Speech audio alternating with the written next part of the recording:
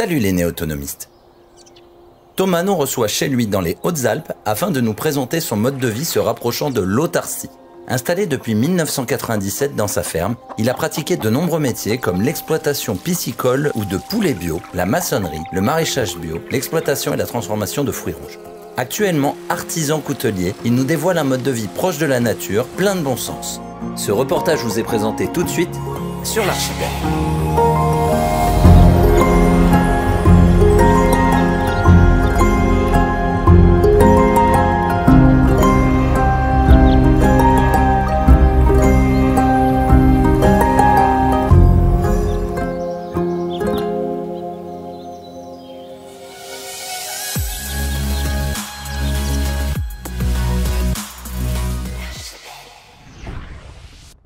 Bonjour Thomas. Salut, salut. Salut, salut. On est dans les Hautes-Alpes. Oui. Est-ce que tu peux te présenter, un petit peu expliquer pourquoi j'en arrive à être en face de toi? Ouais. Ce sont des amis à toi qui m'ont dit il faut aller voir Thomas. Des ennemis, des ennemis. Des ennemis, ah ouais, ils veulent ternir ta réputation. J'ai vu que tu faisais un peu de coutellerie. Oui, c'est mon métier. C'est ton métier, ouais, carrément. Actuel, ouais. Et tu as fait aussi d'autres métiers parce qu'on en a parlé. J'ai fait plein de trucs, ouais. Est-ce que tu peux juste te présenter un chouïa et nous présenter un petit peu vers où on est, surtout quel genre de climat, de tout ce qu'on a? N'hésite pas. On est dans le sud du département, donc du 05. On est dans les ports de la Provence plutôt, donc ça ne correspond pas vraiment aux Hautes-Alpes, ça correspond plutôt à la Drôme ou le 04, comme tu le vois. Voilà, après je me suis installé ici en 97 en agriculture. Et donc j'ai fait du maraîchage bio et puis j'ai enchaîné sur pas mal d'autres trucs en bio, que ce soit du poisson, que ce soit des poulets, que ce soit des sirops, confitures, fruits rouges. Voilà, l'exploitation. Après j'ai les autres métiers, j'ai été dans la maçonnerie, j'ai été dans tout ce qui est acrobranche, acrobatie en travaux en hauteur. Ouais. Et puis j'ai fait aussi du resto, du snack. Voilà. Pas mal, c'est un beau CV. J'ai toujours été indépendant, j'ai été employé 1 mois dans ma vie. Donc, Un mois? Ouais. Dans ta vie, mais à 27 ans. Ça a toujours été difficile d'avoir un patron. Bon, je te comprends. Tu comprends? J'ai été beaucoup plus courageux pour supporter un patron, mais c'est vrai que maintenant, je te comprends fortement. Tu as déjà fait des visites d'une personne qui arriverait? Tu commences comment? Ou on fait comme on a fait tout à l'heure quand je suis arrivé? C'est toi qui dois gérer parce que tu vois que c'est trop compliqué à faire une visite avec un tour parce que c'est trop gros. Bon alors j'ai vu que tu faisais de l'élevage de poules. J'ai mes poules, ouais. J'ai mes poules, c'est juste de la consommation perso comme tout le reste en agricole.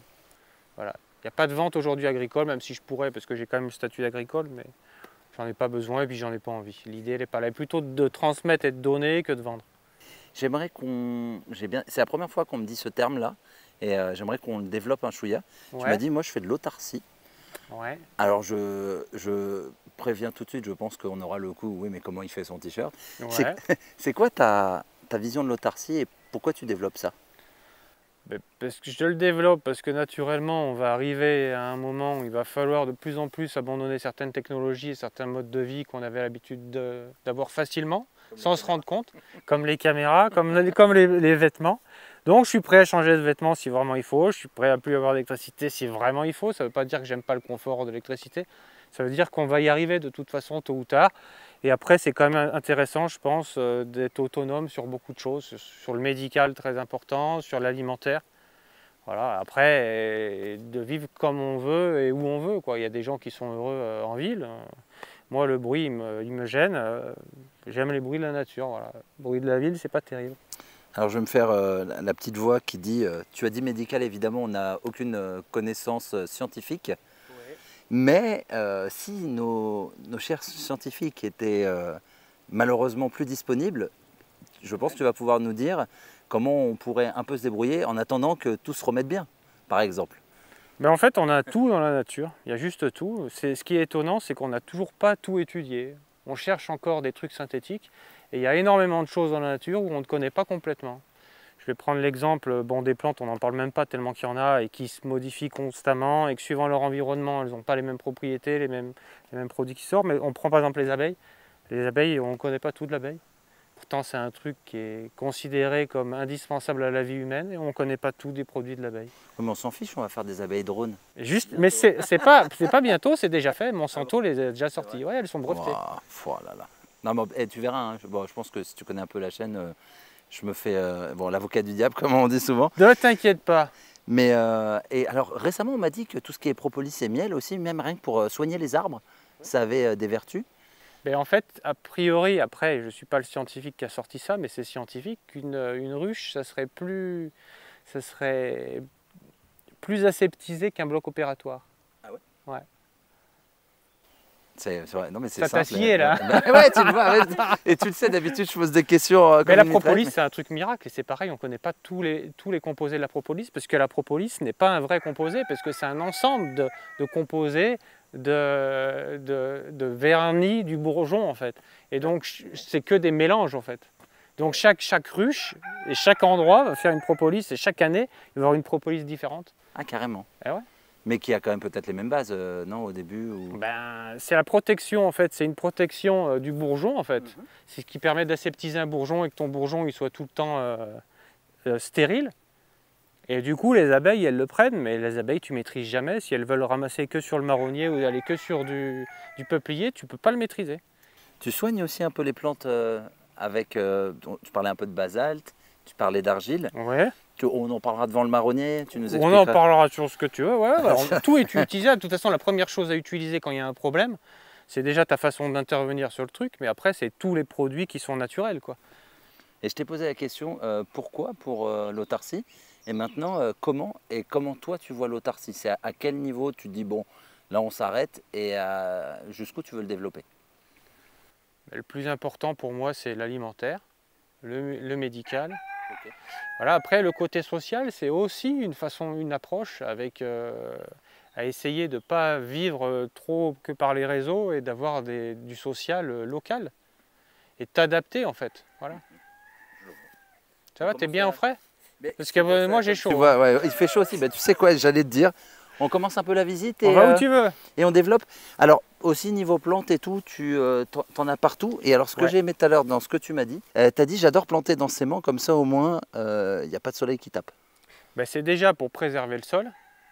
C'est pour avoir une grosse diversité au niveau de la vie du sol et puis la vie tout ce qui est externe, mais aussi surtout pour les abeilles en fait. Parce que là, on est dans une zone où on a un gros trou pour les abeilles toute la partie d'été en fait. Ça redémarre après les fleurs, parce que souvent c'est des zones qui sont quand même assez désertiques, qui sont trop chaudes en fait. Et du coup, ben, pour arriver à garder les abeilles, il faut laisser pousser vachement de trucs pour laisser le maximum de fleurs. Tu laisses même pousser même les euphorbes et tout, je voyais. Ouais. Et ça, tu m'as dit que c'était un petit nectar pour les... Et les abeilles en sont dingues. Il y a beaucoup de plantes sauvages que si on prend le temps d'observer, on se rend compte que c'est très important. Regarde, tu le vois déjà sur les ronces, là. Tu vois les abeilles qui tournent sur les ronces? Et ouais. Alors qu'elles sont déjà sur les lavandes, là. C'est dingue parce que, alors peut-être que c'est parce qu'on est quand même bien entouré par les montagnes. Il y avait un petit vent tout à l'heure et là d'un coup ça tape. Ça, c'est... Je te dis, qui cale, là, il est par intermittence parce que c'est le vent de sud. D'accord. Tu veux une petite... ah mais grave. Une petite aide et n'hésite pas à me parler aussi justement sur les vents, c'est quoi ici le nom de vos vents? Tu ne vas pas me traiter de météorologue. Attention à tes plans là. Hein. Non, t'inquiète. Ah oui, bah. Ah, celui-là. J'aime bien, tu commençais sérieux. Je me suis dit, il est sérieux dès que j'ai allumé la caméra, mais ça y est, ça me rassure, t'es plus. Non, mais c'est quoi vos vents? Parce que nous, on a par exemple l'OTAN chez nous. C'est quoi les vents ici? Vent de sud, vent de nord. Regarde, de toute façon, on a une vallée qui canalise. D'accord. Il y a pas, et vous ne donnez pas un autre nom Bah, on a le Mistral. Ah, vous l'avez? C'est un peu le départ du Mistral, cette zone, ouais. T'es sur combien d'hectares ici, pour avoir une idée? Alors il y a 2 hectares autour de la maison et après il y a 4 hectares en face de bois et de landes. Okay. Qui servent essentiellement pour les abeilles, c'est-à-dire avec des ruches pièges ou quand je dois déplacer des essaims, mettre des essaims un peu en quarantaine. Okay. Et puis qui me servent aussi à faire de la greffe sauvage. Dans l'idée aussi de l'autarcie. Et puis de l'idée de sauvegarde de variétés. Tu peux nous expliquer un peu l'histoire du marronnier? Et ça, c'est bien parce qu'il y a des personnes qui ont des arbres extrêmement importants qui peuvent être amenés à avoir le même genre d'erreur que ce qu'il y a eu sur le marronnier. Le marronnier a eu une grosse blessure d'un piquet planté dans le tronc pour accrocher un animal dessus. Et d'un gros piton métallique. Et puis ça a été très compliqué, il a failli en crever. Et puis avec des bases d'argile et de basalte, il est reparti. Il est en train de refermer. Tu fais quoi, un cataplasme? Comment tu... Ouais, en badigeon. En badigeon? Ouais. Sur la plaie directement? Sur la plaie, en gratouillant un peu l'écorce pour qu'il refabrique de l'écorce. Ouais. Et du coup, on voit que la plaie se referme et qu'il va mieux. Et tu t'en sers pourquoi le marronnier? Tout à l'heure, tu nous expliquais un truc, j'adorais son... Mais tous les gens qui ont des soucis, souvent arrivés à un certain âge, ils ont un gros souci. Et tout ce qui est souci hémorroïdaire, eh ben, ça marche très très bien, le marronnier. Donc cet arbre, il fournit l'écorce. On voit qu'il y a beaucoup moins d'écorce sur la partie basse. Eh oui. Et donc, comment tu prépares ça? Comment tu fais? Je ne suis pas pharmacien. Ah ouais, non, mais ça y est, maintenant, il me promo. Non, mais je te demande, toi, comment tu fais, toi, quand tu as des problèmes, mais je te demande pas... Tu fais une décoction, voilà. Ouais. Tu fais une décoction et tu bois ça, et normalement, en 3-4 fois, ta crise, elle est passée. D'accord. Tu bois ça? Ouais, tu bois ta décoction dès qu'elle est fraîche. Mais pas en application directement? Tu peux aussi faire du bain de siège. Ok. Je disais ça limite pour rigoler, mais parce que Venter et Casaraï, c'était quand même une fan du bain de siège. Mais... Non, mais c'est vrai. C'est vrai? C'est vrai. Ah, c'est aussi un mode d'action. Hein. On va pas rentrer dans les détails, mais non, c'est vrai mais que le suppositoire était très utilisé avant. Il est beaucoup moins utilisé aujourd'hui. C'est vrai. Bah écoute, à part pour l'alcool. On commencerait en 11 minutes déjà à parler à part en alcool, oui, j'ai entendu. Maintenant, c'est la mode de la cuite rapide. Et puis, c'est bien pour les tests pour conduire. Je vois des... Je passe, on part dans tous les sens, mais ça, les personnes vont le comprendre tout de suite aussi, et ils le savent avec moi. Je vois des panneaux solaires et des panneaux photovoltaïques. Ouais, tout à fait. Autonomie déconnectée des réseaux ou... Non, pas complètement déconnecté. C'est très compliqué d'être déconnecté aujourd'hui. C'est vrai qu'ici, on est quand même dans des zones à soleil. Ouais. Mais on arrive quand même des fois à avoir des trous d'une semaine de pas beau, quoi. D'accord. Donc ce qui fait, voilà, quand on a un minimum de confort électrique, voilà. Mais si vraiment il y a un problème, ça marchera. Tu pourrais quand même, mais oui. Moins en hiver peut-être. On s'adapte, hein. Qu'est-ce qui pousse parfaitement ici? Qu'est-ce qui a du mal? Alors d'ici d'origine, c'est du prunier. Ok. Donc une variété de reine Claude en fait, qui est franche. Donc tu vois ce que ça veut dire franc? Franc, ça veut dire que c'est issu du noyau. C'est issu du noyau, que ça produit issu du noyau, voilà. Donc on a essentiellement de ça. Après les noyers, ils sont tous en franc, mais on pourrait avoir du greffé, ça serait pareil. Voilà, après donc porte-greffe, il y a beaucoup aubépine. Aubépine et après poirier sauvage, mais après on peut greffer sur des trucs, des porte-greffes classiques. Tu mets quoi en greffon sur aubépine? Sur aubépine, tu mets poire, tu mets coing, tu mets nèfle. Ok. Nèfle du Japon ou nèfle d'Allemagne? Pour l'instant, j'ai essayé qu'Allemagne. Japon, je ne suis pas sûr que ce soit les mêmes trucs. Non, non. Pas idée, c'est pour ça que je me permets. Je suis pas sûr. Ouais. Japon, je crois que c'est pas la même plante. Donc ça, c'est plutôt une zone avec un peu des fruitiers. Ouais. Donc pommiers, beaucoup de pêchers. J'ai beaucoup de pêchers de vigne. J'ai des vieilles variétés de pêchers de vigne que je garde. Ouais. Voilà. Là, on voit les astères qui sont très hauts avec les solidages. Donc ça, c'est tout pour les abeilles. Ça, c'est pour essayer de couvrir ma période, qu'elles aient au moins un peu du pollen dans cette période qui est creuse, c'est-à-dire la période mi-juillet, fin août. Voilà. Pommier, cerisier, tout le bord. Après, là, l'autre côté de la haie, tu as toute une haie avec du prunier sauvage. Donc ça fait...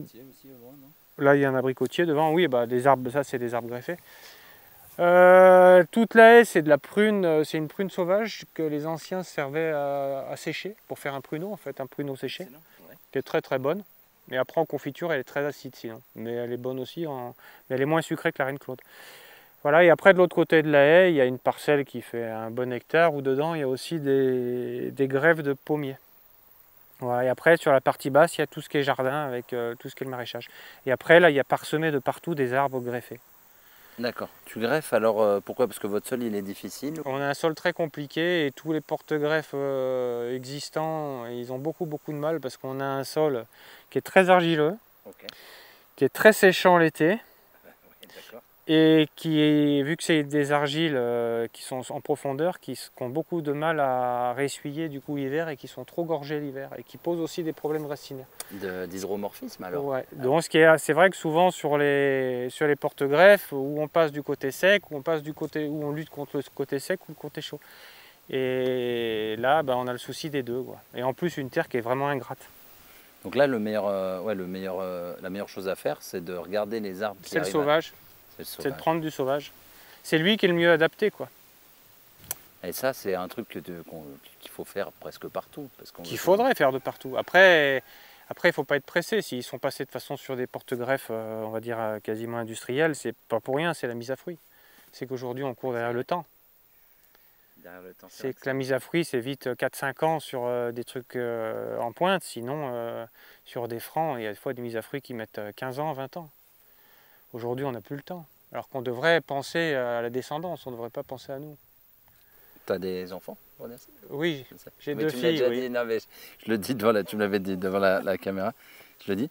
Et alors, question que j'adore poser, elles sont dedans, tu as réussi à leur donner la fibre ou... Oui, elles consomment bio, elles sont véganes, Ouais, elles sont très dans l'écolo. Elles sont pour l'instant sur Marseille, ok. mais elles reviendront tôt ou tard à la campagne. Rappelle-nous, 97, t'es arrivé. Oui, 97. Ça ressemble à quoi ici en 97? Ben, il y avait très peu d'arbres. Il y avait très peu d'arbres, comme dans toutes les campagnes où en fait ils les font sauter par facilité, pour passer avec les tracteurs, pour faucher sur des plus grosses parcelles, pour pas perdre de temps, pour pas abîmer le matériel. Voilà. Après c'est vrai qu'une fois qu'on commence à mettre des arbres, on voit que la nature s'en porte bien mieux. Après c'est vrai qu'esthétiquement ça fait peur à beaucoup de gens de voir de l'herbe. Ça fait des jardins qui ne sont pas entretenus, mais le rendement il n'est pas du tout le même, même si on ne peut pas parler de vrai rendement. Mhm. Mais tu fais comment pour pas être envahi? Parce que c'est vrai que je laisse quand même pas mal pousser chez moi et il y a un moment où je me dis waouh. Débroussailleuse, il faut tomber sur les bonnes périodes, il faut arriver à gérer les bonnes périodes. Si après tu as vraiment des plantes qui te gênent, il faut aussi connaître les périodes de ces plantes pour les enlever, pour les remplacer. Après souvent elles se remplacent toutes seules aussi si tu es un peu patient, quoi. D'accord. Voilà, ça il te plaît ce poivrier, hein. Ouais, bah c'est vrai que j'en vois de plus en plus des poivriers. Ouais, il y a eu la mode, ouais. Le pêcher est beaucoup plus rare, tu vois, ça c'est des pêchers, c'est tous les pêchers de France, ça, hein. Ah oui, carrément. Et alors, est-ce que tu me confirmes, je crois que le pêcher, c'est ce qui est pratique, c'est que tu as beaucoup de chances d'être issu, d'avoir les mêmes caractéristiques quand tu plantes par le noyau. C'est un des rares arbres. T'as plus de possibilités, mais c'est pas complètement stable. Ah, c'est pas complètement stable, Non. d'accord. Mais c'est peut-être plus stable qu'un poirier déjà, non? Ah oui, oui, oui. Ou un C'est pommier. évident, mais après, tu as quand même des grosses variantes. Parce que d'origine, moi, je suis parti sur une variété de pêcher de vigne. Et là, c'est difficile que tu puisses comparer parce qu'on n'est pas encore avec les fruits. Mais au niveau du goût, au niveau du calibre, au niveau des couleurs, au niveau de la vitesse de mise à fruits, il y a eu des grosses différences. Alors moins que sur des arbres pépins, mais c'est quand même très flagrant. D'accord. Mais n'empêche, c'est bien, tu vois, c'est pour ça que je me déplace aussi, hein, c'est d'avoir ce genre de retour. Tu me disais que tu fais pas trop de mécanique et tout, mais quand même, faut être polyvalent pour pouvoir se démerder. Il faut essayer de toucher un peu à tout, effectivement. Mais après, c'est tellement immense, on ne peut pas maîtriser tout. Donc après, bon, moi j'aime quand même bien la partie extérieure de tout ce qui est bricolage. Après, en interne, c'est vrai que c'est pas forcément trop mon truc, ni la mécanique, ni l'informatique, l'électronique et tout ce qui est électrique. Mais on arrive à se débrouiller tout le temps parce qu'il y a d'autres gens qui ont des compétences. Ouais, tu fais de l'échange. Oui. T'es arrivé, quand tu es arrivé, donc tu n'étais pas du pays. Non. Ça va, tu été accueilli au début quand tu voulais échanger et tout, ça se C'est fait? toujours un peu compliqué, mais après, bon, il faut s'adapter aux gens aussi. Exactement, il faut s'adapter aux gens. Bah, quand on arrive dans un endroit, il faut prendre le pays comme il est et puis s'y adapter. On ne peut pas arriver en terrain conquis. Mais est-ce que les personnes, tu vois, moi on m'a déjà dit, bon, pas tous, mais on m'a toujours dit, mais tu seras le Parisien à vie. Et j'ai dit, ouais, vous faites chier quand même. Parisien, c'est sûr que c'est une étiquette qui marque longtemps. Je te vois ça. C'est difficile à rattraper ça, il va falloir que tu rames un paquet de temps, c'est sûr. C'est vrai. Et après, ça va dépendre de tes qualités, c'est tout, hein. les bonnes personnes te jugeront sur les qualités, puis les mauvaises, tu t'en fous de toute façon. Moi, ma seule qualité, c'est d'aller voir les personnes et de les faire parler, et justement de... Ouais, mais c'est déjà un beau métier d'arriver à faire parler les gens. C'est un métier. Donc là, on est dans une côte où il y a plein de petites plantations. Donc beaucoup de trucs greffés, beaucoup de noisetiers. Parce qu'on est dans une terre qui est en pH et bonne pour la truffe. Donc du coup, j'ai de la truffe. Voilà, et je remets tout le temps de la truffe. Et t'as un chien qui est dressé pour ça? J'ai une chienne qui est dressée pour ça, mais le plus qui ramasse les truffes, c'est moi, plus que le chien, parce que je suis moins feignante que la chienne. Mais elle arrive à marquer un peu quand même? Oui, ah bah, elle les sort. Elle les sort quand même. Elle les sort, mais elle se lasse vite. Dis-moi, j'ai une question justement. Comment on entraîne un chien? Alors, on m'a raconté une histoire, est-ce que c'est vrai ou c'est faux? C'est au début, quand il est jeune, tu planques dans ta maison des bouts de truffe et tu la remercies en gros. Ah, c'est des jeux. C'est du jeu. C'est du jeu, ah, c'est bien de savoir ça. Un chien truffier, c'est un chien qui aime jouer. D'accord. Et de faire plaisir, mais souvent ça va de soi. Mais là, elle veut plus jouer, alors quand vu que tu dis que... C'est que c'est aussi un gros gabarit, et un gros gabarit, c'est moins vif qu'un petit. Après, le terrier, ça serait bien, mais sauf que le terrier, souvent, il pense aussi beaucoup, vu que c'est un ratier, il pense souvent un peu à la chasse au mulot qui est autour, quoi. Ah oui, des fois, tu te dis, ah c'est bon, il en a une, et en fait... Et en fait, il est en train de déterrer.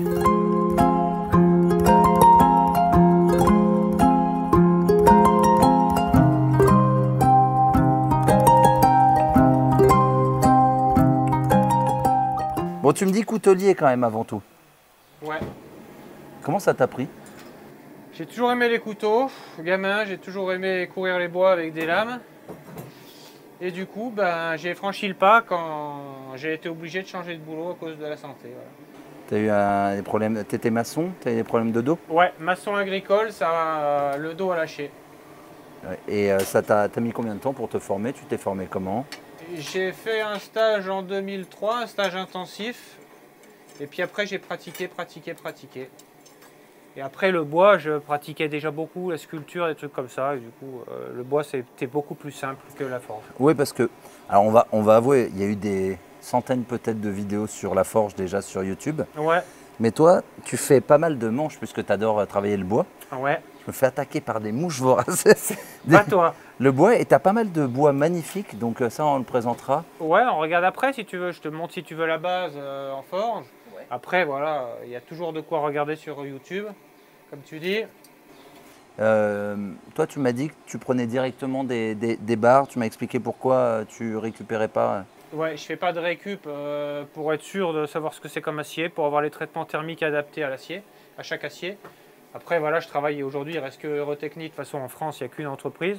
Okay. Donc, je travaille avec eux. Voilà, j'ai toutes sortes de profilés. J'ai beaucoup de plats pour faire des empilements d'amas. Okay. Et puis voilà, après, beaucoup d'acier carbone. Je travaille très peu l'inox parce que sinon, après, j'ai pas les fours qui correspondent. Donc, il faut que j'aille les faire ailleurs.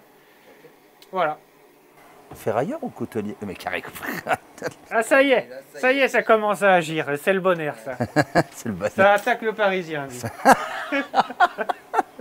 Ah, je crois que j'aurais jamais dû te le... Je suis tarné, hein, tu sais. Non. Ça n'existe pas, ça. Ça n'existe pas, un parigot, un tarno parigot. Alors, dis-moi, combien de temps déjà tu mets la lame pour pouvoir commencer un peu à jouer avec? C'est pas le temps, c'est la couleur. Donc là, tu vois, on vient d'allumer la forge, donc ça va mettre un moment avant de chauffer quand même. Que, vu que c'est une forge qui a des briques réfractaires et qui n'a pas de laine de céramique, ça pourrait aller beaucoup plus vite. La forge, tu te l'es fabriquée ou comment tu as fait? Non, ça c'est une forge de maréchal Ferrand que j'ai juste prolongé un peu pour avoir la longueur de mes lames. Voilà. Donc là, tu vois que ça commence à rougir. Je vais fermer un peu ça pour que tu aies un peu moins de lumière pour toi, mais un peu plus pour voir le feu. Et alors, tu fais des commandes ou c'est plutôt pour le plaisir, toi, de créer et de proposer? Je fais tout, mais j'ai des commandes de toute façon aussi. Il y a toujours des gens. Après, c'est intéressant aussi d'avoir des clients qui ont des attentes très particulières. Et du coup, de leur faire leur truc, ça permet de changer un peu dans les standards, quoi. Ok, et tu as même fait, je le dis, hein, je repars avec un couteau à huître. Je ne pensais pas de ma vie aller dans les Hautes-Alpes et repartir pour repartir avec ça. Bon, après, c'est vrai qu'au niveau de Noël, les urgences vont être contentes. Ouais, parce que tu vois tu m'as pas vu ouvrir, attends. Tu m'as vu greffer et tu m'as déjà dit si tu ouvres les huîtres pareil, limite. Ouais, c'est ça qui va faire peur, ouais. Mais même le greffoir, bah, faudra pas te rater, mais tu vas vite me dire, la qualité de coupe, tu verras sur cet acier, ça change un peu tout, quoi. Un greffoir en plus et un... Ça s'appelle comment l'espèce de couteau avec lequel... Je l'appelle pas, moi je l'utilise direct. Ah, bien fait. Alors Faut que là, ça va pas gicler là si je Si, mais elle vaut rien ta caméra. En fait. Ouais, voilà, c'est du non, tu Fisher-Price. devrais pas avoir trop de risques. Alors une fois que je suis dans le boulot, faut pas que je parle, sinon je fais des conneries. Les hommes, ils peuvent faire qu'une chose à la fois. Ah, ça, c'est sûr. On Tu le reconnaît, reconnais madame. aussi. On reconnaît. Ah oui, ça c'est évident. Alors tu vois, là, après on a un peu le problème, c'est qu'on a la lumière de là. Elle est fraîche, on dirait. On a un peu trop de lumière arrière et du coup, pour les couleurs, tu vois, ça a du temps. Tu vois ce orange là, tu le vois? Oui, pour vous, oui, on le voit. Voilà, on appelle ça un rouge cerise en fait. Ok, rouge cerise. Et alors autour, c'est de la céramique alors, l'espèce de... Non, non, c'est de la brique réfractaire, de partout là. Ok. Sauf les petits bouts qui me servent à caler, qui sont aussi de la brique réfractaire, mais qui ne font pas partie du four.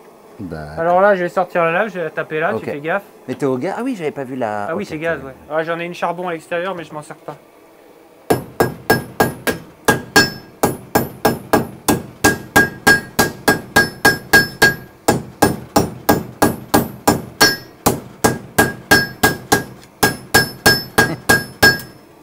Je suis obligé de jouer avec toi vu que tu bouges la lame. Ouais. Et là, tu viens de faire quoi là pour comprendre? Tu l'arrondis un peu? Je suis en train d'arrondir sur le dos de la lame. C'est le dos en fait. Ok. Et après, une fois que je serai arrivé à tirer une horizontale, après je vais retourner et faire le tranchant et tu verras que le tranchant va faire que la lame va sortir. D'accord. C'est juste pour te montrer un tranchant quoi. Eh oui.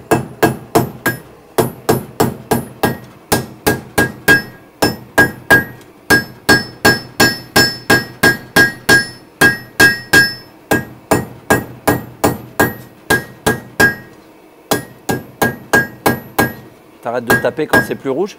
Ouais. Après celui-là c'est un acier qui tient quand même bien le refroidissement. Ok. C'est un acier de base.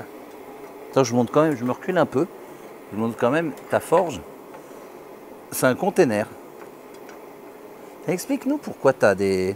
C'est pas pour te faire chauffer à manger le midi. Pourquoi tu as des fours? Tu m'as dit que ça servait aussi pour ton... Pour le revenu. Que tu vas expliquer puisque j'ai déjà expliqué. Mais non, mais tu m'as... Oui. Ah, comme il prend... Non mais voir si tu retiens quoi. Sinon c'est rien que je parle. Le revenu, c'est pour une certaine... C'est pour garder... Le mec qui se rattrape. Hein? Alors, pas mal. Ouais, tu vois que tu allais dire une connerie quand même. Avec le revenu, on va perdre en dureté et on va gagner beaucoup en souplesse en fait. Ça te revient maintenant.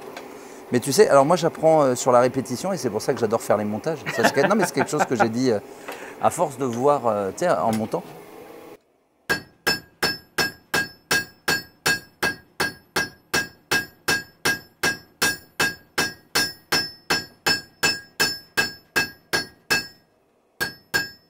Dos, ça c'est le nouveau tranchant. Fais voir. Tu vois sur les épaisseurs. Ouais. Je vais peut-être trop vite pour que tu fasses des mises Non, mais au ça va point. surtout vachement vite à dérougir. Hein. Ah, ben plus t'es fin, plus après ça refroidit vite. Ok. Mais plus ça réchauffe vite aussi. Oui. Bon. Et alors j'entendais une fois un forgeron, lui il faisait chanter l'enclume, tu sais, il faisait Ouais. rebondir avec le... Mais après, il y a chaque enclume aussi a un son très particulier. Mais après, t'en as vite plein la tête. Hein. Souvent, moi, je forge avec le casque. Ok.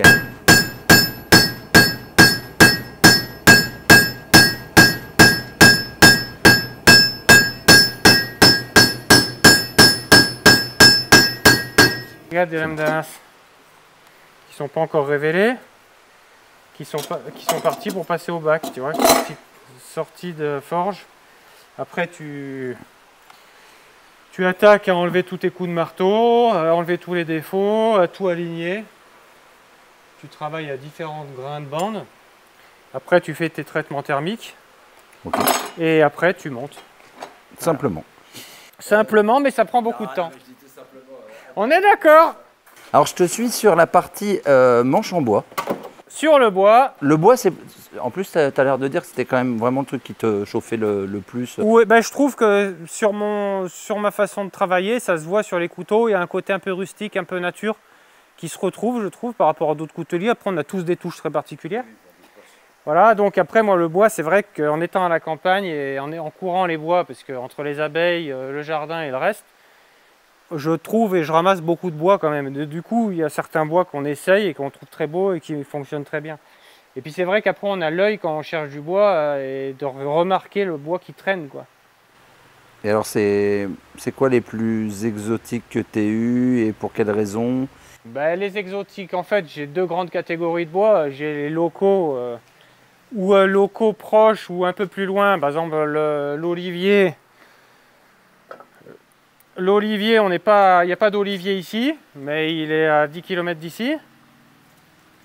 Donc l'olivier, c'est un très très joli bois. Après, en exotique, c'est vrai qu'on ne s'arrête pas. Il y a les ébènes, les bois de rose, les amourettes. On a des quantités de bois énormes. Tu fais comment pour trouver ce genre de bois, vu que c'est pas... Et moi, l'idée, c'est plutôt de récupérer plutôt que d'acheter du bois qui vient d'être coupé, c'est plutôt d'acheter des fins de stock d'artisans, qu'on trouve facilement aujourd'hui sur Internet.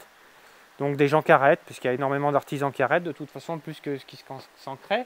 Et du coup, j'achète des fins de l'eau, donc je trouve que c'est bien au niveau aussi de l'écologie, c'est une bonne gestion d'une ressource qui est rare.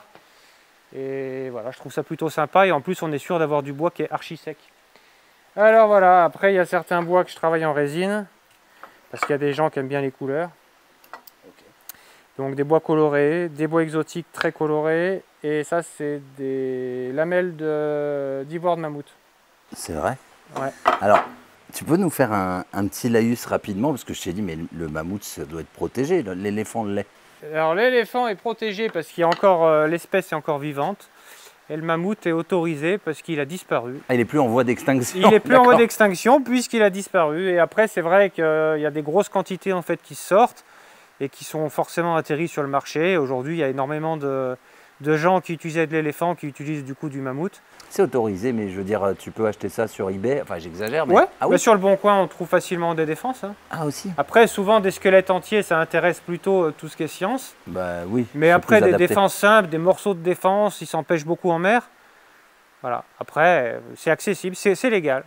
Ok, tu fais un peu des cornes, des... Je fais des cornes, des bois de serre, beaucoup de bois de serre. On est dans une zone où on a du bois de serre. Après, j'ai beaucoup de le buffle. Le buffle, on a de la vache. Mais question bête, entre une corne et un bois, il y a quoi? Ça permet de... Il y a un meilleur grip, c'est quoi la différence? C'est juste esthétique? C'est esthétique, c'est juste esthétique. Il y a des gens qui aiment ça. Après, les polis, c'est des choses qui sont particulières. Mais maintenant, même le synthétique, c'est juste des histoires de goût en fait. Voilà. Après, c'est simplement le choix du client. Tout est possible. On a toutes les possibilités et la nature en donne beaucoup. Après, il y a le minéral aussi. Aujourd'hui, il y a beaucoup de matières synthétiques aussi, à base de végétal, à base de minéral. Mais tu me disais que c'était pas facile le minéral à gérer en manche. Après, il faut du matériel un peu spécifique au niveau ponçage et tout. Mais bon, les bandes, il existe de tout, quoi. Après, les bandes coûtent quand même assez cher en coutellerie. Tu vois, toutes ces bandes là. Donc, il y a toutes sortes de grains, il y a toutes sortes... Je me permets aussi de filmer ce que toi, tu as appelé toi-même hein, le bordel. Ouais. Et tu me disais que c'était important, tout à l'heure, quand tu veux faire de l'autarcie ou développer un peu d'autonomie, d'avoir quand même d'avoir du matériel de stock, du matériau en fait. Parce qu'il y a énormément de choses qu'on peut retransformer. Le métal par exemple, on est toujours en train de le transformer. Le bois, on diminue le volume forcément de la pièce à chaque fois qu'on tape dedans. Mais le métal, on peut ressouder, rajouter. C'est quasiment infini. Alors le bois, là tu vois aussi, il y a des gros stocks de bois. Là il y a des gros stocks de buis, là il y a des gros stocks de chêne, voilà, du chêne qui a 500 ans. Après, j'utilise beaucoup du buis. Comment tu as trouvé ça, par exemple, 500 ans? Pareil, c'est un... Ça, c'est quelqu'un qui vendait ce chêne, qui l'a découpé, qui a travaillé pour l'ONF et qui a découpé ce bois, et que l'ONF n'était pas intéressé parce que c'était un bois qui avait des loupes et qui n'était donc pas intéressant pour le débit, pour tirer, parce que c'est très compliqué à scier, parce que souvent il y a des excroissances, des éclats et sans doute des morceaux dedans. Voilà, donc du coup il l'a coupé, il voulait le garder pour lui, il était tourneur, et puis il n'a pas pu utiliser tout son stock parce qu'il en avait des tonnes, et du coup j'en ai acheté. Du chêne de barrique, ça te parle plus? Ouais. Donc je trouve que ça fait un très joli bois. Ça, pour les débutants, c'est un bon plan pour récupérer sur des vieux tout tonneaux. à fait, mais en fait, l'idéal, c'est de récupérer quand même le bois avant de le brûler. Même du bois qui n'a pas d'énorme intérêt en coutellerie, avant de le brûler, je le trie. Un morceau de frêne, un morceau de chêne, si vraiment il a quelque chose de particulier, je le mets au séchage dans l'eau et puis je l'utilise. Du noyer, de la loupe d'orme. L'orme, apparemment, il commence à mourir parce qu'il y a une maladie. Il disparaît. C'est des vieux morceaux, ça c'est des plateaux que des locaux m'ont gardé pour la coutellerie. C'est très beau, ça a tendance à être un peu poreux, donc souvent il faut le stabiliser avec une résine. Ça permet qu'il soit un peu mieux. Chêne vert, très panthère, simple, joli. Cities, le cities est... C'est très. Alors, cities, je savais que c'était toxique, Ouais. mais je ne savais pas que ça donnait un bois. Attends, juste qu'on le montre. C'est blanc et noir à l'intérieur. Mais le cœur est noir. C'est magnifique. C'est très joli, ouais. C'est toxique, c'est moins toxique que l'if. La poussière de l'if est très toxique. Parce que c'est tellement fin que. Ça... Non, c'est que l'arbre est déjà un arbre utilisé en médicinal vraiment à petite dose, qui est très dangereux. Et la poussière, les fruits sont très dangereux. Très toxiques. Excellent. Qu'est-ce qu'on a d'autre? Du hêtre. Hêtre échauffé. Échauffé, c'est quand il a un champignon. Ah, ok, ça lui donne une couleur. Ça lui donne des veines noires. Ah, attends, je vais zoomer. Parce que tout ce qui a une particularité, j'aime bien le. Sur le côté. Attends. Oh, tu vois plutôt oui. sur le cul. Tu vois. Ouais. Énorme. Et ça se retrouve sur le manche quand tu le... Ah ouais, ça après je le stabilise parce que là c'est qu'il est déjà attaqué par un champignon. Voilà, des bouts de buis. Et puis après amandier, vinaigrier. On trouve des couleurs qui sont très sympathiques. Excellent. T'as pas d'acajou? D'acajou? Non, je travaille pas l'acajou parce que l'acajou est pas si beau que ça en fait. En exotique, quitte à utiliser de l'exotique, après j'ai vraiment des bois très particuliers, les bois de rose, les ébènes. Les bocotes, les trucs comme ça, des Saint-Martin rouges, mais non, l'acajou, c'est très beau sur un pot de bâton. Après, il y a des parties qui sont belles, mais des fois, il y a des bois qui sont tout à fait simples. Là, on va prendre de l'IP, qui est un bois pour faire des terrasses. Donc, il est vraiment peu spécial. Et après, on peut trouver, en triant un peu, trouver de la loupe ou des parties qui sont un peu avec du nœud et qui deviennent très jolies au polissage. Donc dans chaque espèce, on peut trouver des morceaux exceptionnels. Du buis, vous pouvez trouver du buis qui est vraiment limite, et puis tu peux trouver du buis qui est veiné de noir comme ça, et qui est ressorti poli, qui est quelque chose de magnifique. C'est top, c'est excellent. Et on me parlait, je te disais, on m'a montré récemment de l'arbousier. De l'arbousier, du bois d'arbousier. Ouais, l'arbousier. C'est magnifique. L'arbousier, il est rougeâtre. J'en avais un bout qui traîne, mais il y a énormément de bois locaux qui sont magnifiques, qu'on ne connaît pas assez. Le poirier, il est rosâtre, il est joli. Cerisier, on a des jolis bouts. Il y a énormément de bois, et puis il y a des bois qui n'ont pas d'intérêt particulier, qui ont pris un coup, qui ont poussé d'une manière spéciale en souffrant, et qui vont faire des nœuds qui sont magnifiques. Et puis après, il y a tous les bois qui ne sont pas utilisables et qu'on utilise grâce à la résine, à la stabilisation, pour faire une matière qui est entre du bois et du plastique, en gros, quoi. Il y a des gens qui aiment les couleurs, qui aiment le flashy et du coup qui n'existent pas de manière naturelle. Ça, c'est du robinier. Acacia. Faux acacia. Faux acacia. Tu me disais aussi, tu te sers de la partie basse de l'arbre parce que c'est vachement dense. C'est la ronce. Les racines, la ronce, pardon, je dis la ronce de l'arbre. C'est le début c'est la sortie des racines de terre. Donc surtout sur le noyer, on connaît la ronce de noyer. Et après le buis, c'est pareil, c'est la différence avec la loupe qui est vraiment une excroissance, comme là. Où là, c'est vraiment une excroissance de l'arbre. Donc une excroissance de l'arbre qui après, en la sciant, on peut arriver vraiment à des parties très belles. Tout est possible, voilà. Après, ça n'a pas les mêmes... une fois que c'est scié, ça n'a plus les mêmes...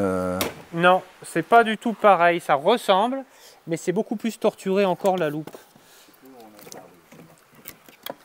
Ça, c'est de l'olivier. Voilà, ça, c'est sur des battes d'olivier. Alors là, vous allez avoir vraiment... On ne l'a pas précisé, au cas où j'oublie de le filmer, je préfère le préciser.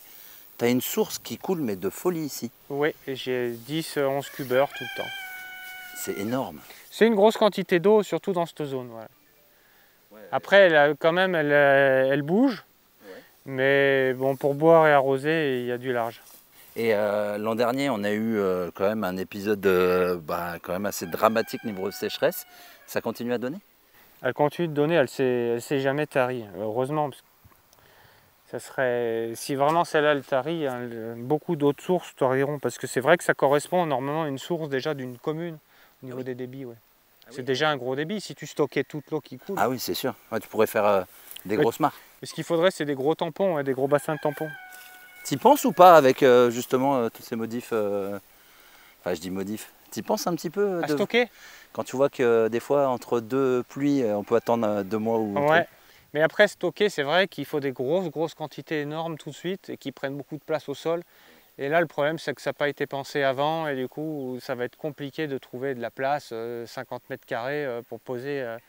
T'arracherais pas des arbres pour ça? Non, ça va me gêner ça. Ah. Tant que ça tient les arbres, après c'est vrai que si on plante différemment, de ne pas laisser le sol nu comme là, bon là c'est du sol nu parce que c'est des zones arrosées, parce que c'est les zones de récolte de consoude.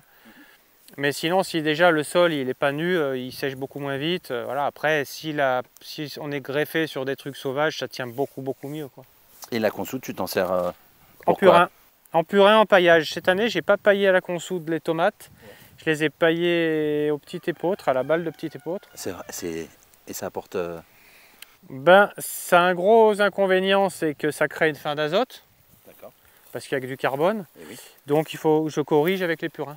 Okay.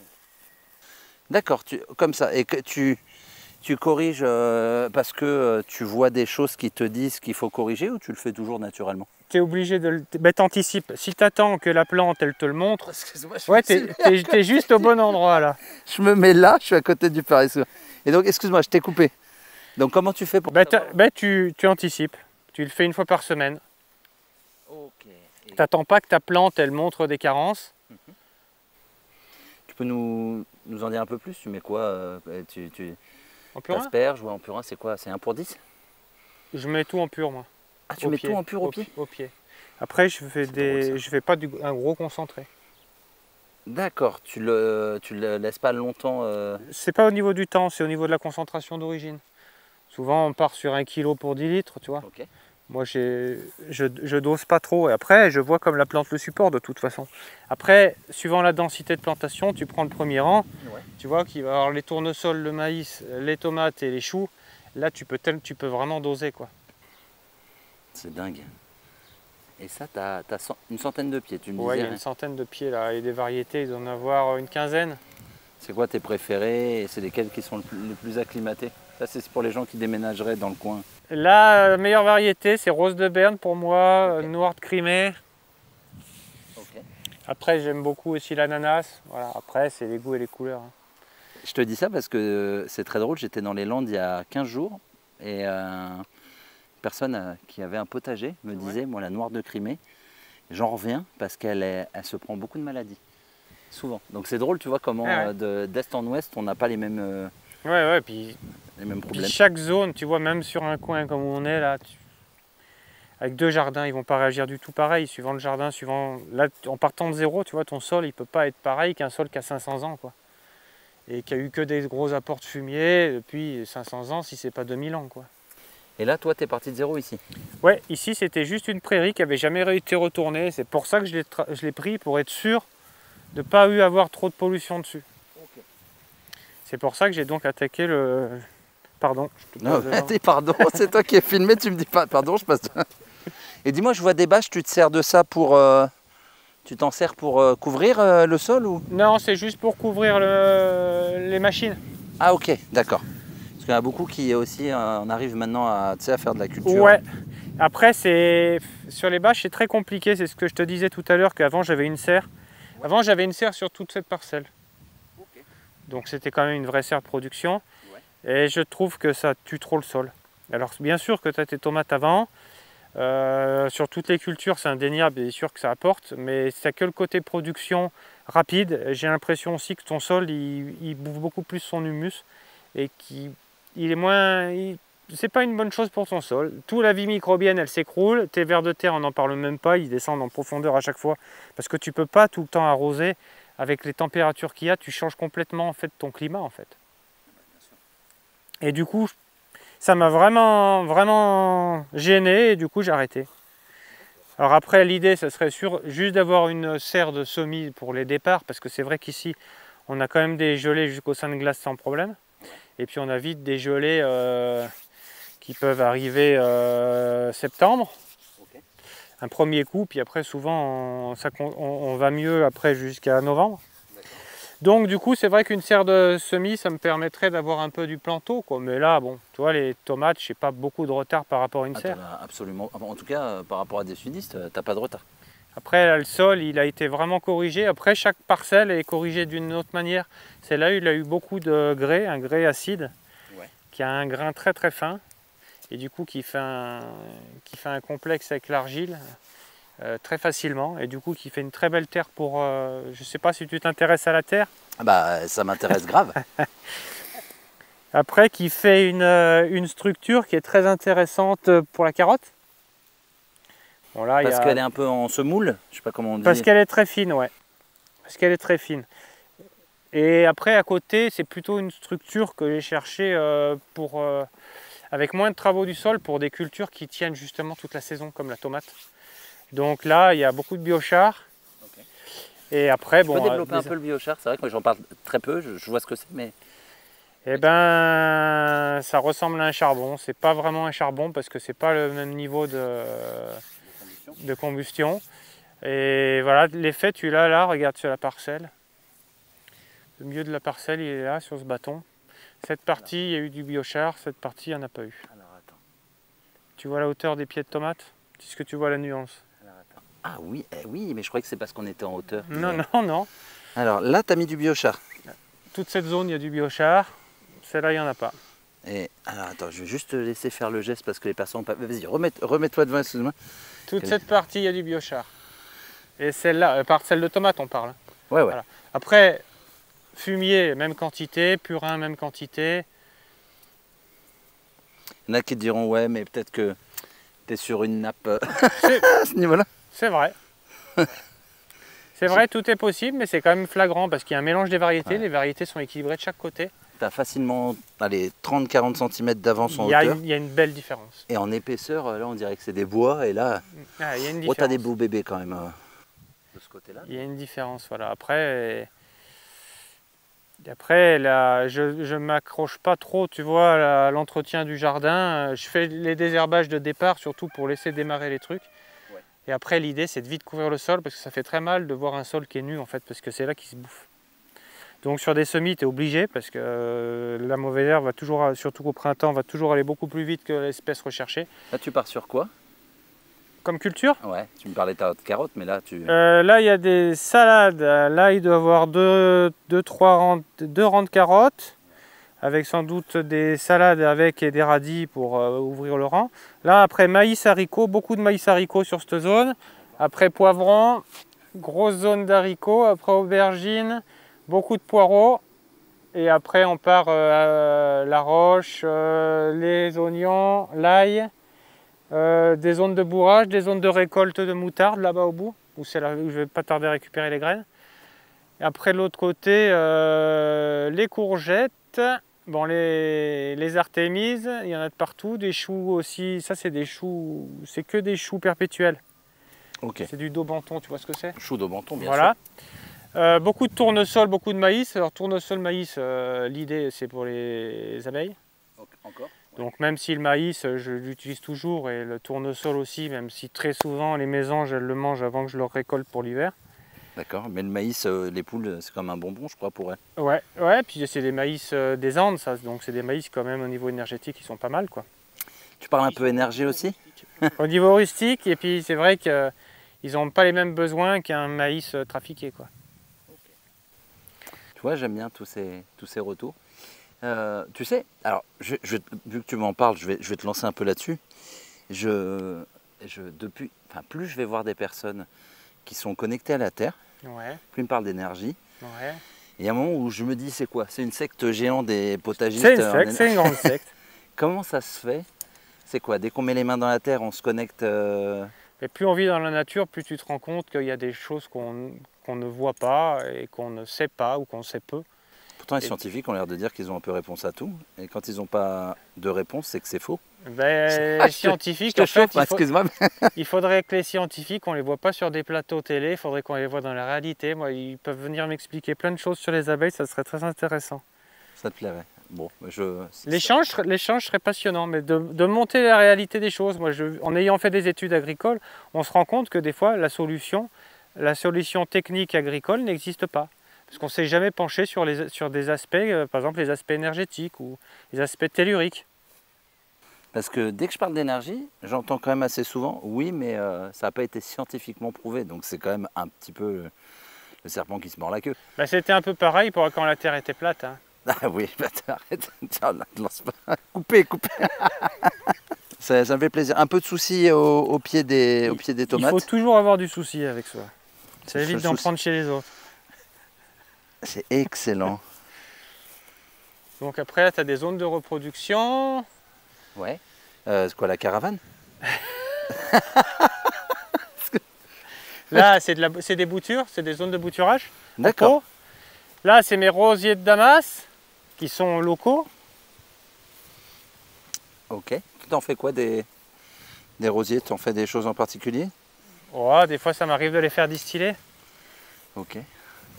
Allez, donne ton impression. Ah, ça sent le seau encore. Ouais, mais, encore, il est pas bon, là, encore. Non, il m'a déjà fait sentir, c'est pour ça que je me permets. Thomas m'a fait sentir, je lui dis, ah, mais ça, c'est du seau. Hein, c'était de l'hydrolat de rose de Damas. Voilà, regarde des greffes sur Cognacier. Alors, sur Cognacier, ça vient particulièrement bien, les poiriers. Ok. Poignée sur Cognacier, ok. Ouais. Tu vois, on a de la conférence là. Ça, c'est de la William Blanche. Ah, tu fais des doubles greffes aussi des fois? Ouais. Ah ben, c'est expérimental, il y a beaucoup de choses expérimentales. Et tu as beaucoup de ratés ou au contraire ça prend facilement? Ça prend bien. Il y a de très bons résultats. Après, c'est pas... L'idée, c'est pas d'avoir des arbres de production, c'est de faire des essais là. Et puis de garder du matériel végétatif pour les greffes après. Parce que c'était des variétés que j'avais pas sur place. Après, dans les collines, voilà, l'idée c'est de faire de la production, des petites productions, mais de la production. Et pas de la production. On est un peu à l'ombre. Ouh, tu dois avoir de l'eau sévère par là pour avoir un sol aussi énorme. Eh ben non, celui-là c'est moi qui l'ai planté. Il y a combien de temps? Bah, il doit avoir 20 ans celui-là. Mais s'il y a de l'eau qui stagne là, c'est pas... Non mais là ça coule. Là ça coule, c'est méthode de nettoyage pour mes râteaux-pieds là. Le fait de faire couler... On dirait que t'as chaud. Hein. Mais non mais c'est impressionnant. C'est vrai qu'il fait chaud chez vous. T'as vu que ça s'est calé là? Mais j'entendais les Alpes, je me suis dit oh là attends je vais prendre mes après-ski et tout, mais en fait on est vraiment au pied des Alpes. On est les portes de la Provence. Alors tu vois la zone aussi là-bas, alors ça c'est la zone qu'il vaut mieux éviter en cette période. Ouais à cause des... Ouais, à cause des abeilles. Puisque le caméraman il s'est foutu en noir, c'est la couleur qu'elles aiment pas. C'est vrai? Ouais. C'est la couleur qu'elles attaquent. Parce que c'est la couleur où elles peuvent taper leur prédateur. Qui est quoi leur prédateur? C'est moi qui te pose les questions. Ah non, pas le frelon, c'est quoi? Non, j'aime bien. Le frelon, c'est un prédateur... C'est un prédateur, mais qui est pas établi depuis très longtemps. Bah si, il y a le frelon normal. C'est pas un gros mangeur d'abeilles, il en mange quelques-uns, mais il fait pas des carnages. C'est l'asiatique qui nous pose des problèmes. Alors c'est qui pose des problèmes aux abeilles? Ça te gêne là, tu contournes la caméra? Non, au contraire, j'adore. Le mec, moi ce que j'adore, c'est je t'ai trouvé très calme quand on est arrivé. Mais attends, je te vois transpirer, je me dis il faut qu'on abrège vite. C'est parce que j'ai 10 kilos de trop. Ah non, je suis absolument pas pressé. Moi je pense qu'un chapeau ça t'aurait fait du bien. Ouais, c'est une bonne idée. Non, on va... Non, mais... Donc ce qui attaque les abeilles, ce qui bouffe le miel, c'est le blaireau et l'ours. Et donc la zone noire qui attaque les abeilles, bah, c'est les yeux et la truffe. Putain, énorme. Et c'est là où ils sont sensibles. Ouais. Et donc les voiles pour les protections sur les abeilles, ils sont noirs parce que tu vois mieux avec des voiles noirs que des voiles blancs. Mais c'est la zone du coup qu'elles tapent tout le temps. Ok, mais tu risques rien puisque c'est loin du... Tu risques beaucoup moins. Mais des fois, elles arrivent à passer quand même des trucs. Donc voilà, donc là c'est plutôt la zone tu vois, production maraîchère. Là, tu as toute la zone où tu es là. Ouais. Cassis, fruits rouges. Regarde des gros arbres avec plein de greffes. Ok. Bien mutantes. Après, les ruches, tu vois, sont là-haut, sous le haut de saule. Ouais. Je vais le filmer. Et après, tu vois le noyer là-bas. Donc, le noyer, c'est où le hangar où on vient. Là-bas dessous, il y a toutes les consoudes. Où là, vraiment, tu as ma zone de consoude. La consoude, je l'ai multipliée au griffon de tracteur pour avoir du paillage et pour avoir des quantités énormes de consoude. C'est-à-dire que quoi, quand tu griffes, ça se reproduit? Oui, le moindre éclat de la racine. Ouais. Ça se reproduit par le rhizome, donc le fait de les séparer, ça en Ah, tu fais un champ. Tu fais un champ de production. Après, tu peux plus t'en débarrasser, donc il faut faire attention quand même. Ah, donc tu conseilles, parce que moi j'ai quelques Non, je consoudes. conseille pas, parce qu'après, il faut ça vraiment rate, que tu aies c'est du ta- terrain, parce que sinon, tu ne te débarrasseras plus jamais de la consoude. C'est très difficile de l'enlever. Mais moi je trouve ça agréable d'avoir de la consoude parce que... Et si tu as de la place, c'est bien. Moi, c'est l'idée. Mais il faut avoir de la place. Si tu as 2000 m², si tu commences à la griffer, tu vas en avoir partout. Puis déjà, naturellement, après, quand tu as des zones, tu vois, regarde-moi, le long du jardin, j'ai toujours de la consoude qui est de partout autour. Quand tu travailles ton sol, tu en as toujours un petit bout que tu arrives à attraper et que tu déplaces. Oui. Et que tu replantes ailleurs. Et donc, c'est beaucoup plus difficile à s'en débarrasser. T'as déjà été envahi et t'as déjà réussi à réguler C'est ou... très difficile à réguler. Il faut que en fait, je la couvre. Il y a une zone là-bas où j'ai fait ça. Je la couvre avec des plastiques. Et j'empêche la photosynthèse, mais il faut au moins 1 an. Et là les rhizomes pourris, c'est ça... C'est le manque de photosynthèse, elle en claque, quoi. Ok. Mais sinon, c'est très coriace. Au sec, ça tient très très longtemps. Dans l'eau, ça tient très très longtemps. C'est très très solide. J'adore ces retours. Franchement, c'est excellent. Tu me parlais de la source, en plus, elle est carrément... Enfin, elle est potable, hein. Je veux dire, t'as de Ah l'eau, oui. mais en plus, elle est potable. Elle est très calcaire, mais elle est potable. Et là, j'entends, il y a aussi quelque chose qui coule par Il y a là. le ruisseau. C'est une grosse partie de la source aussi, qui ne sort pas là, qui sort aussi ailleurs. Parce qu'il y en a trop. Et t'arroses en prenant dans le ruisseau directement comment Ah non, non, ça c'est interdit. Ah non, tu fais par... Non, directement par les bassins. Hein. Eh bien oui, le Aillette. surplus, par la gravité. Par gravité, j'ai à peu près 20 mètres qui fait 2 20 kilos. mètres quoi? J'ai 20 mètres de hauteur d'eau. 20 mètres cubes? Non, 20 mètres de hauteur. Ah, 20 mètres de hauteur, ça Pour la fait 2 pression. bars. Ouais. Ah, alors là, tu peux. Ouais, là, tu peux. Non, mais ce qui commence à être intéressant pour un tourniquet, sinon c'est vrai que c'est un peu merdique. Sinon, tu ne peux pas arroser au tourniquet, ça te change aussi des surfaces. Parce que pour faire un peu de surface, il faut quand même que tu aies. Ouais, t'es pas au goutte à goutte. Non, le goutte à goutte, je trouve aussi que c'est pas bon. Le goutte à goutte, c'est asphyxiant. Non, mais alors... Si tu n'as pas d'eau, c'est très intéressant. Si tu manques d'eau, d'accord. Mais en fait, j'ai l'impression que tu es en train de me créer une vidéo pour qu'il y ait une battle de commentaires. C'est le parce que but. Ah ouais, c'est le Tu but. attends, C'est le but. Et je reviens avec une bouteille de champagne dans un an pour dire merci, ils ont beaucoup commenté. Non, je te dis ça parce que on revient encore justement dans les Landes. Et là, il y a une battle entre l'Est et l'Ouest. Et il disait, faut surtout pas arroser les feuilles, ça les crame. Ouais. Mais il ne faut jamais arroser une plante quand elle fait sa photosynthèse. Déjà. Il y a jamais Les anciens, ils avaient déjà tout fait. Hein. Ah, ça... S'ils avaient voulu faire du goutte à goutte, ils l'auraient fait. Eux, le meilleur des arrosages, c'était l'arrêt. Ça te parle, l'arrêt? L'arrêt. Un arrosage à l'arrêt. Tu sais, ils font une raie, ils tirent l'eau dedans. Ouais, ok, ouais. Donc simplement. ça, tu fais un arrosage très profond. Voilà, tu fais un sillon. Et tu arroses en profondeur et tu arroses très peu souvent. Donc là, tu ne mouilles pas les feuilles, c'est très bien. C'est vrai que ce n'est pas une bonne chose de mouiller les feuilles. Mais après, le problème du goutte à goutte, c'est que sur certains sols, c'est parfait. Sur des sols qui sont très perméables, c'est bon. Après, sur des sols asphyxiants, c'est une catastrophe. Parce que tu as des zones qui sont complètement en anaérobie et tu as des zones qui sont complètement juste à côté, à 20 cm, elles sont ultra sèches. Et ça, pour réguler, un sillon et tu as un peu de tout. Et le sillon, après, il faut la bonne surface aussi. Si tu as trop de pente, c'est assez compliqué. Si tu as trop de plat, c'est compliqué. Parce qu'il faut arriver à tirer dans le bon sens, que ça arrose à peu près au pied par gravité et pas que ça t'arrache toute la terre. Mais c'est une des meilleures techniques d'arrosage. Après, ça prend beaucoup de temps. Et ça, tu l'as pas, vu que c'est des techniques d'anciens, tu l'as pas appris au BPRE, enfin Non, mais les anciens, ils le font toujours. Il y a beaucoup d'anciens qui arrosent encore comme ça. Okay. Mais ça se perd. Ça se perd et c'est vrai que vu que souvent c'est par mes contacts que j'arrive à aller rencontrer des personnes, Ouais. c'est des personnes qui ont Internet. Souvent les anciens, tu leur parles d'Internet, c'est une blague quoi. Ils entendent qu'il y a des Musk qui veulent nous envoyer sur, sur Mars et tout, ils en rigolent. Sûr que... Parce qu'eux ils sont très ancrés. Il y a beaucoup de choses à pomper. Hein. Tu sais, dans la permaculture, on pense à c'est nouveau, c'est pas bien nouveau. Moi j'ai toujours eu des anciens qui m'ont dit qu'avant ils enterraient, ils faisaient une grande raie à la charrue. Ils enterraient du buis dans cette argile. Après, c'est très particulier notre argile. Cette argile, elle mange énormément de matière organique en fait. Une grosse consommatrice. Tant mieux, mais il faut alimenter. Du coup, elle donne, mais à condition d'y donner beaucoup, quoi. Et du coup, ils enterraient des buis. D'une part, ça drainait longtemps, parce que le buis, c'est très coriace comme feuille. Et le bois aussi est très très dur. Tu vas le voir en coutellerie, il est très très dur. Et du coup, ça permettait de drainer cette argile qui a besoin d'être drainée pour donner comme il faut, pour ne pas être en milieu anaérobie.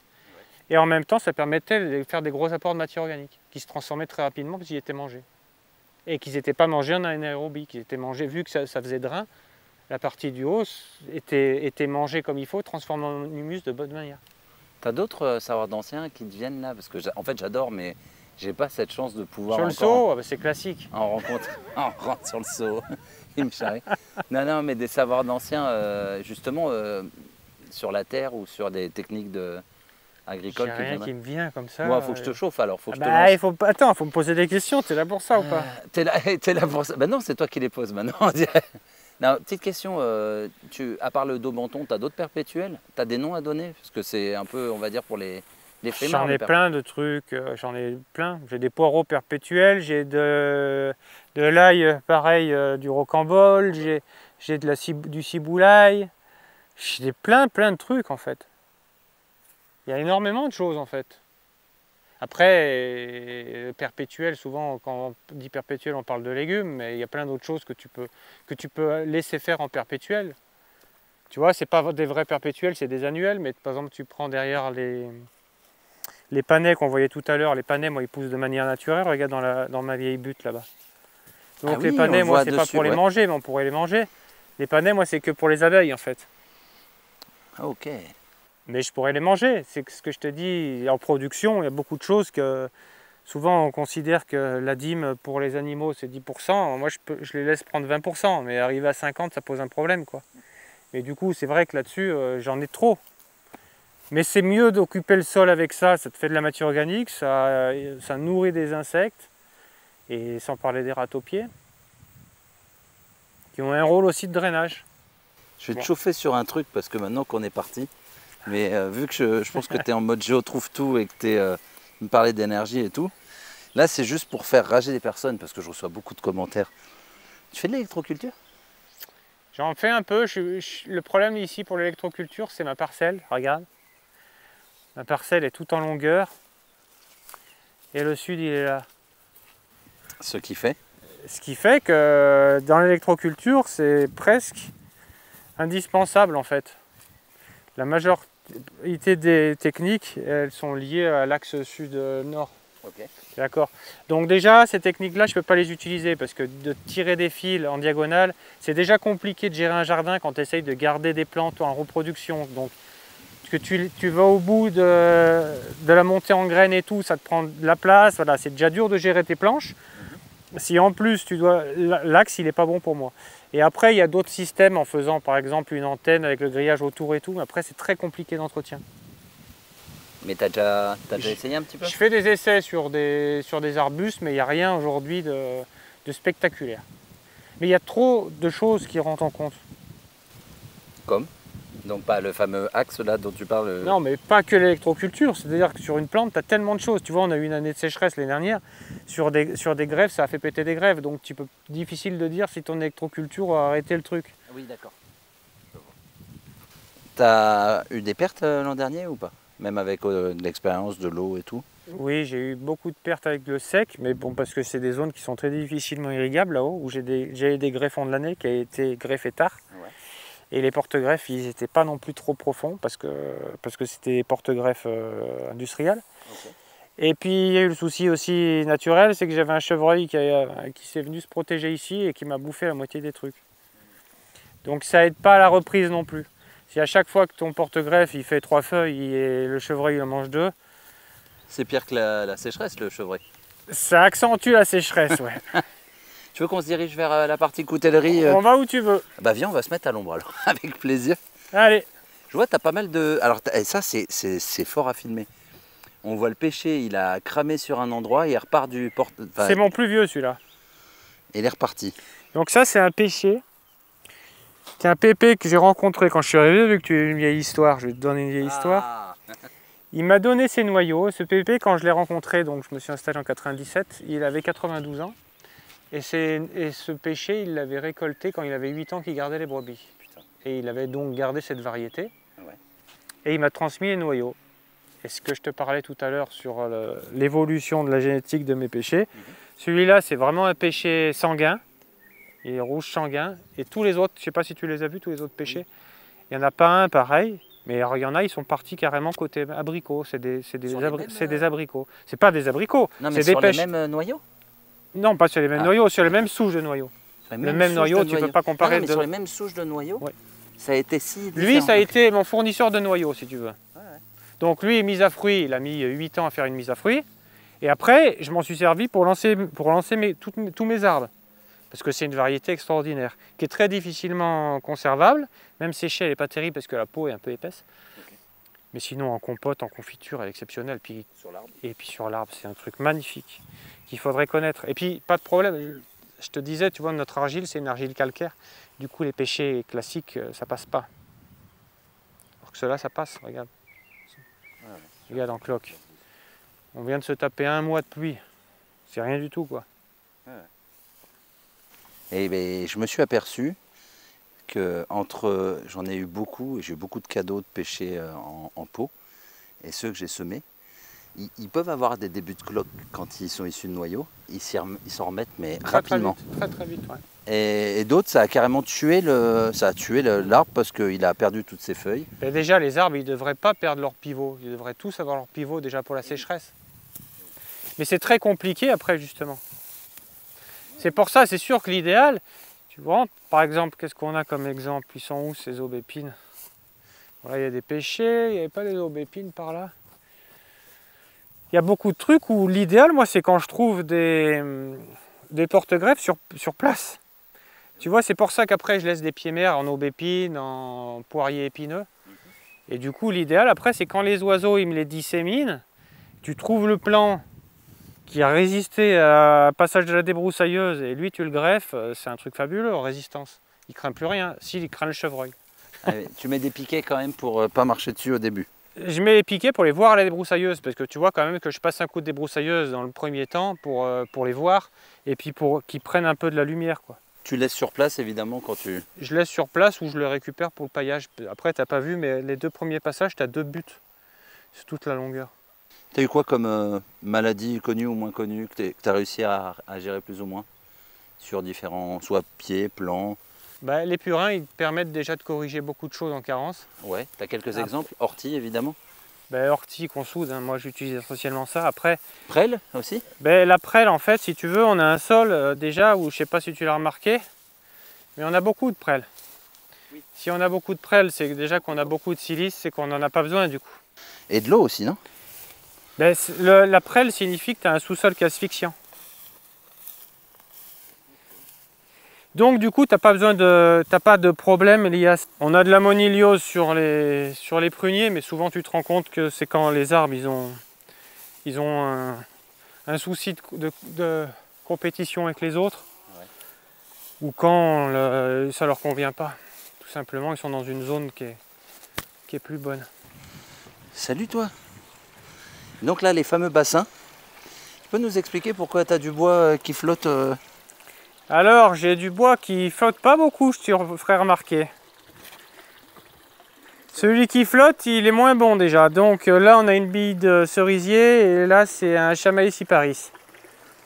Et sinon, en bas, c'est mes bois pour les couteaux.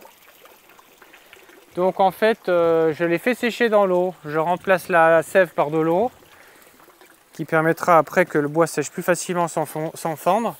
Et puis aussi, j'ai la qualité de mon eau, avec le calcaire qu'elle a, fait que je durcis le bois. Il prend du poids. Et ça, tu le ressens Tu le ressens nettement. Tu le ressens nettement quand tu laisses ton bois au moins 2-3 ans. Après, le plus tu le ressens, c'est quand l'arbre il meurt dans l'eau. C'est-à-dire que j'ai déjà récupéré du bois qui avait été noyé dans des barrages, ouais. Et qui était mort vivant en fait, qui avait été noyé vivant. Ouais. Et du coup, même du pain, bah, tu vois, avec une tronçonneuse, ça faisait des étincelles. Ah bon? Ouais. Comme ça, on peut faire durcir... Ah ouais. Ben, c'est ce que faisaient les anciens, puisque tu veux parler des anciens. Tu pêches un peu? J'ai pêché beaucoup, mais après avoir fait du poisson, en ayant produit du poisson, j'ai plus pêché. T'as plus pêché parce que c'était plus facile. Non, mais ça t'arrête. C'est comme de trop produire un truc. On peut parler d'un truc 2 secondes parce que tu me disais que tu as produit du poisson en petite quantité. Ouais. Tu étais éleveur. J'étais éleveur, voilà, je faisais de la truite bio. Dis-nous pourquoi tu as arrêté, je trouve ça pathétique. Ben, j'ai arrêté parce que les normes étaient trop contraignantes, parce que j'avais les mêmes normes qu'un pisciculteur intensif qui faisait des grosses populations dans des petites surfaces. Il y avait rien qui nous différenciait. Bah, il me demandait des analyses d'eau, des analyses de poissons de manière très régulière, alors que je suis une autre source. Le poisson était tout en bio. J'ai été le premier dans le sud à faire de la truite en bio. Voilà. Donc, du coup, j'aime bien l'enregistrer, hein, excuse-moi, mais je préférais, je t'avais dit tout à l'heure, c'est pathétique. Et les poulets, ça a été pareil. Les poulets, j'ai arrêté les poulets parce qu'on m'a reproché que les poulets vivaient sous la maison, que le poulailler, c'était les anciennes écuries, les anciens poulaillers de la ferme. Et donc, on m'a dit que les poulets avaient besoin de plus de lumière, alors qu'un poulet, il sort au lever du jour et il rentre à la nuit. Et donc, voilà, ils voulaient que je fasse une serre-tunnelle. T'as un ennemi à la chambre d'agriculture ou quoi? Qu'est-ce qui se passe? Dès que tu je fais un truc là... Non, mais je dis ça d'un air de dire. Non, mais je pense que le problème, c'est qu'il y a beaucoup de gens qui sont contre le système et pourtant qui le valident. Et dans beaucoup d'autres domaines. Ah ouais, bah, n'en dis pas plus. Ouais, je comprends. Non, ce que je voulais dire, quand tu dis que tu es un petit producteur de... C'était combien de truites par an que tu faisais en... Ouais, je peux plus te dire, je sais pas. 100 kilos? Ouais, c'était des centaines de kilos. Je devais faire 300 kilos, quelque chose comme ça. Ça me paraît rien. C'était vraiment pas grand-chose, c'était très local de toute façon. L'idée, c'était pas de faire une énorme activité, c'était d'avoir une multitude d'activités pour ce qui était avant toutes les activités agricoles, qui va dans le sens de l'autarcie. Avant, toutes les fermes étaient dans l'autarcie. Aujourd'hui, n'importe quelle ferme, elle est foutue. Elle est tenue par le Crédit Agricole. Oh punaise. Toi, tu veux vraiment que je le laisserai? T'as un t-shirt Crédit Agricole, ça aide pas. Ah mince, ouais, mais donne pas les secrets de... On doit normalement donner 4 autres banques, tu sais, par rapport au nombre de... T'as fait de la pub? Non, j'aime bien l'enregistrer et je t'ai chauffé là-dessus, mais je savais que tu m'avais dit on peut en parler, mais c'est vrai qu'arrêter son activité parce qu'on te donne les mêmes normes que des gens qui ont sûrement des centaines de milliers d'euros. Le système, il est fait pour ça. Il est fait pour tuer les petits. Il est fait pour éviter l'autarcie. Il est fait pour éviter le troc. Ouais, le troc n'est pas interdit, me semble-t-il. Non, mais le système, il est fait pour l'enlever, le troc. Et comment? Ben, si tu fournis une caisse de légumes à quelqu'un, c'est une vente. Si tu lui donnes et que lui, en échange, il te donne quelque chose parce qu'il a trouvé que tu étais... C'est très compliqué. C'est comme le Je connais pas les règles. C'est comme le coup de main. Le coup de main, c'est encore toléré en agricole entre agriculteurs ou dans la famille entre ascendants-descendants, mais sinon, c'est du travail dissimulé. Si ton ami vient t'aider au déménagement, on peut t'attaquer pour travail au noir. Avant, dans les fermes, tout le monde s'entraidait, même hors ferme. Puisque tout le monde était agriculteur dans la vie en général, ils s'entraidaient. Ok, bah, merci pour ce retour d'expérience. Mais non, mais c'est vrai, tu as lancé des activités, tu as dit plusieurs fois stop quoi. Oui, bah, parce que je n'ai pas été issu du milieu agricole, donc j'ai tout le temps essayé de nouveaux trucs sans avoir cet aspect-là, et c'était très compliqué. Mais je suis sûr qu'il y a beaucoup d'agriculteurs, même des enfants d'agriculteurs, qui aimeraient changer et qui doivent se dire, c'est vrai que ça va être difficile. C'est beaucoup plus facile de rester dans les clous, c'est beaucoup plus facile de toucher des primes. Voilà. Moi, j'ai jamais voulu toucher la PAC, donc je perdais de l'argent pour ne pas remplir la PAC, pour ne pas remplir un dossier, pour toucher 80 €. Quoi. Parce que j'avais des trop petites surfaces, parce que j'étais en bio, parce que c'était le début du bio, parce qu'il n'y avait pas encore des grosses primes dessus, et puis que c'était tout faux. C'est les gens bizarres qui faisaient du bio à l'époque. Il y a combien de temps? Il y a 25 ans, ouais, c'était forcément... Bon, il y avait déjà eu des pionniers, mais c'était encore compliqué au niveau réglementation. Tu as des maîtres à penser, des gens que tu as suivis peut-être en forge ou en... Non, j'ai vraiment inspiré de tout le monde, c'est très très large. Je pense qu'il ne faut pas trop s'enfermer dans un truc. Donc, non, mais des gens qui t'ont orienté justement vers la forge ou vers... non, je sais pas. Bon, mon maître de forge, c'est Jean-Luc Soubéras, qui est à Pierre-Latte, qui a un atelier de formation. Bon, on le salue. On le salue, bien sûr.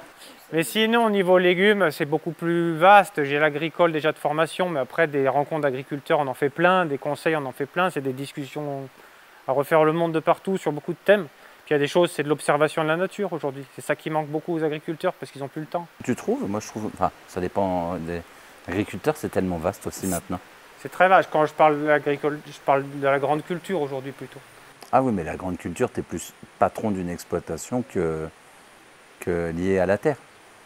T'es plus... Ils sont tout autant liés à la terre, si, bien sûr. Mais après, c'est vrai que leur fonctionnement, c'est très compliqué parce qu'ils sont en monoculture, mono-élevage, et ça enferme sur beaucoup de choses. Il y a des gros investissements, des grosses parcelles, du gros matériel, des gros besoins de matériel, des gros besoins de... En intrants. Tout à fait, donc c'est très compliqué. Ils sont... Quand on parle comme ça, c'est pas pour juger, c'est juste pour essayer de comprendre des fois d'où vient le problème. Mais c'est parce qu'on ne veut pas changer ou parce que... Le problème vient d'en haut. Pour moi, le problème il vient d'en haut, c'est que toute la réglementation est faite pour aller dans ce sens. Pour produire, pour faire du transport routier, pour utiliser des engrais, pour utiliser des produits phytosanitaires. On a tout fait pour. On prend les arbres par exemple, et aujourd'hui c'est que du hors-sol sous piqûre, quoi, avec des produits à longueur de journée, voilà. Est-ce que tu penses qu'il est possible que les jeunes, parce qu'on parlait tout à l'heure, tu sais, par rapport à nos parents, on va dire, qui ont tout eu et tout, est-ce que tu penses que les jeunes qui sont quand même très connectés, il pourrait se passer quelque chose comme un signe noir ou quelque chose qui fait qu'ils se déconnectent et se remettent à ça? Parce que c'est rare de voir des jeunes, j'en ai vu, hein, mais c'est très dur d'en trouver. Est-ce que tu penses que les jeunes pourraient... Enfin, je sais pas, t'en vois toi déjà dans ton expérience qui se... Moi, j'ai l'impression qu'il y a un retour à la nature des nouvelles générations. Mais ça vient de leurs parents ou naturellement ils Je pense que c'est naturellement qu'ils se rendent compte qu'ils sont un peu au bout du système, que la vie en général, on est tous au bout du système, mais même peut-être eux, peut-être qu'ils cherchent des choses plus naturelles, plus établies. Parce que moi, j'ai du mal à imaginer, encore une fois, j'en ai pas, donc c'est assez difficile des fois d'aller longuement dans des conversations. Mais comment le fait d'être né avec Internet, nous on l'a vu arriver et tout, pour eux c'est normal. Je veux dire, je pense que avec l'arrivée de la fibre, nous qui arrive dans nos trous et tout, ça peut leur laisser la possibilité de la connexion en faisant un retour à la nature. Et puis peut-être de repenser le système différemment avec leurs connexions qui vont avec les réseaux et Internet. Je suis pas contre, hein, étant bien sûr sur YouTube et vidéastes. Je pense que ça peut aller aussi ensemble. Parce que c'est vrai qu'après, il y a du bon aussi à la connexion. Hein. De toute façon, quand on voit aujourd'hui quelqu'un qui a besoin de renseignements sur de la permaculture, de la coutellerie ou n'importe quoi sur YouTube, ça va très vite. Il y a 50 ans en arrière, il fallait arriver à trouver le livre. S'il existait, c'était très très dur. Il fallait plusieurs années avant de se former. Aujourd'hui, quelqu'un qui s'y accroche, ça va très très vite. Aujourd'hui, la bibliothèque, elle est pleine. Les connaissances, elles existent encore. Pour l'instant, elles ont de grandes chances d'y rester. Après, donc, je pense qu'ils peuvent toujours puiser dedans, quoi. Est-ce que l'envie d'ouvrir les livres est aussi... Quand je parle de la bibliothèque, je parle aussi de la bibliothèque réseau. Et puis, dans la nature, c'est évident que de toute façon, si on a déjà l'envie de commencer à essayer, on ne peut pas s'arrêter parce que c'est inépuisable. Ah, ça, c'est sûr. C'est évident. Est-ce que tu veux laisser un dernier mot? Je sais que tu n'avais pas prévu ce genre de choses et tout. Est-ce que tu veux laisser une trace sur Internet? Oh, et ben, il faut que les gens, il ne faut pas qu'ils aient peur de foncer, de faire leurs rêves. Voilà. Vivez vos rêves. Tout simplement? Tout simplement, mais c'est très dur à la fois. De se lancer, de se laisser basculer. Et tu sais, ça va à 2000% avec ce qu'on vient de dire il y a quelques minutes. Toi, tu avais, je ne sais pas si on peut dire des rêves, mais tu avais déjà des envies qui étaient des passions. Et ça a été dur d'essayer d'aller au bout. Si on entend, tout le monde essaye de vous freiner là-dessus. C'est normal. Même quelqu'un qui vous aime, il essaye de vous freiner sur un risque. Et il n'y a que le risque qui fait avancer. Mais aussi parce que, comme je dis souvent, les personnes, quand ils donnent des conseils, même des proches, c'est que c'est eux qui se projettent. Ils n'arrivent pas à s'imaginer que c'est les... Aussi. On est tous différents et du coup, c'est très difficile de donner un bon conseil à quelqu'un qui est différent de toute façon. Mais c'est vrai que sur les retours à la Terre, aujourd'hui, il y a de l'espoir au moins. Quel est l'espoir d'avoir des cartons, des mi-temps? Ça va durer combien de temps? Ça empire? C'est très compliqué de vivre en ville, dans tous les domaines. Le désert médical vient en ville alors que c'était inconcevable.